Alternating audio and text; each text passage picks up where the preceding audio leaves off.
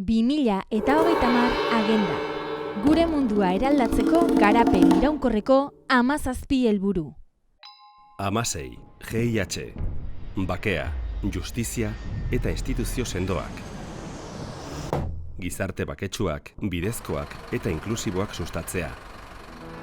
Garapen iraunkorrerako helburuak beteko badira, ezinbestekoa da instituzioek beren politiken muin eta xedetzat pertsonak eta planeta jartzea.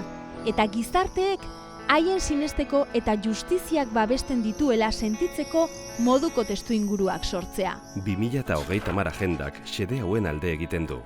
Zuzen bidezko estatua sustatzea. Pertsona guztiek justiziara jotzeko aukera berdintasuna dutela bermatzea. Delinkuentzia antolatuaren aurka borroka egitea. Ustelkeria, eroskeria eta indarkeria modu guztiak murriztea. Haurren kontrako tortura, salerosketa, esplotazioa eta tratu txarrak desagerraraztea. Xede horiek lortzeko nahitaezkoa da instituzioak maila guztietan eraginkorrak eta gardenak izatea.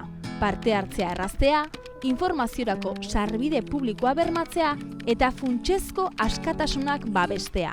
Gainera, arreta mundu mailako gobernantza instituzioetan jartzen denez, ezinbestekoa da herrialde guztiek, aberatsek naiz pobreek, parte hartu ahal izatea.